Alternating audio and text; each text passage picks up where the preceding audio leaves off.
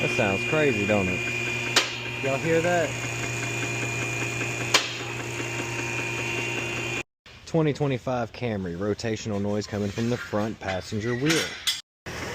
So what I'm actually doing right now is I am listening for a bad wheel bearing. And I noticed that there is a scuff mark on the outside of this wheel, so that leads me to believe that they have actually hit something with this vehicle.